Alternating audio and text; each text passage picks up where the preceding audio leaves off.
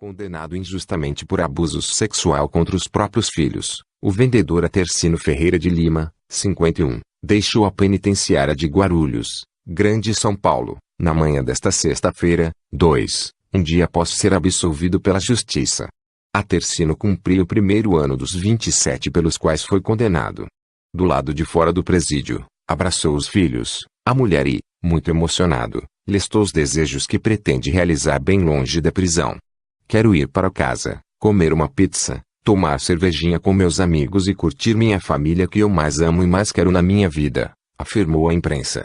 O caso ganhou repercussão após ser revelado pela Folha de São Paulo, quando os próprios filhos resolveram mudar o teor de seus depoimentos que fundamentaram a condenação do pai. No ano passado, Andrei Camilo Lima, 24, e Aline Lima, 22, disseram à justiça que na época da denúncia, quando tinham 6 e 8 anos, mentiram sob ordens, em meio a espancamentos, de uma amiga da ex-mulher de Atercino, com quem moravam.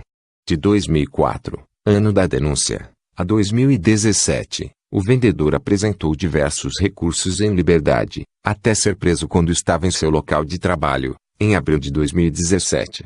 Nesta quinta-feira, o 7º grupo de câmaras do Tribunal Paulista seguiu o voto do relator, o desembargador França Carvalho, e decidiu, de forma unânime, pela absolvição de Atercino sob a alegação de que a retratação das então vítimas era suficiente para a revisão da condenação.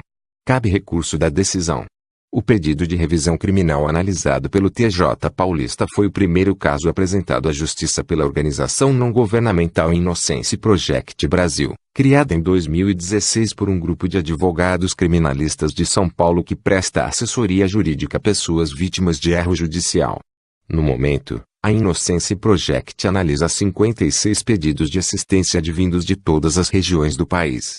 Segundo a advogada Dora Cavalcanti, fundadora da ONG, o recurso de Atercino avançou ao levantar novos depoimentos em um laudo psicológico que refutou a possibilidade dos irmãos terem sido abusados sexualmente pelo condenado.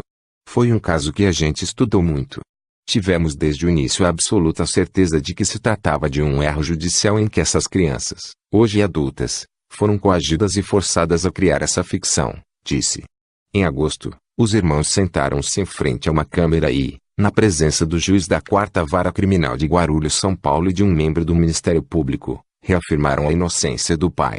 Descreveram torturas supostamente praticadas pela amiga da mãe, como ajoelhar em grãos de milho e espancamentos com cabos de vassoura. A violência era tanta, segundo o filho mais velho, Andrei, que ele fugiu de casa algumas vezes para ir morar em abrigos. Já adultos, os irmãos procuraram o pai, que os recebeu bem. Andrei tentava ser ouvido pela justiça para livrar o pai da acusação desde 2012. Nesta quinta, comemorou o resultado. Foi o melhor dia da minha vida. Em meio a tanto termo técnico, eu só entendi que ele foi absolvido quando todo mundo começou a se abraçar, disse após a audiência.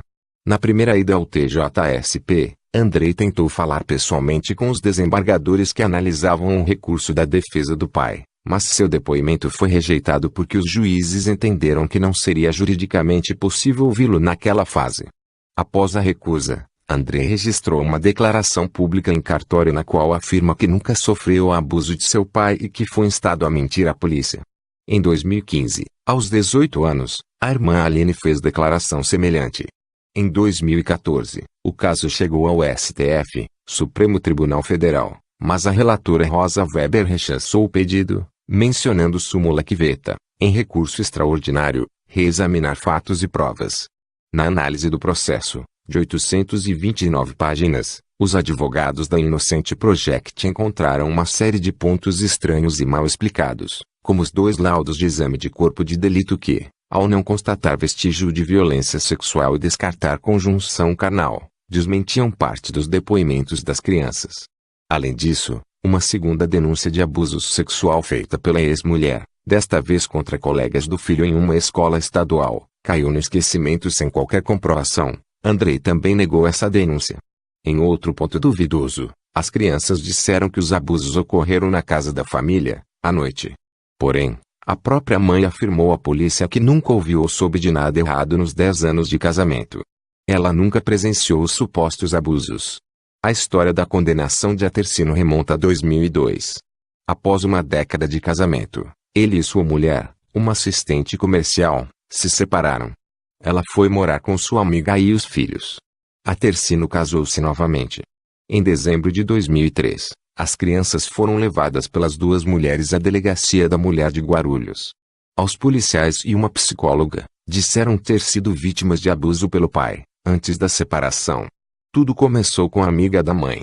Ela disse à polícia que passou a desconfiar que algo estava acontecendo depois do que o menino teria chegado da escola com sinais físicos de maus tratos. Após apertá-lo, expressão usada por ela, alertou a mãe, que levou todos à polícia. A promotoria pediu a condenação de Tercino a 45 anos de prisão.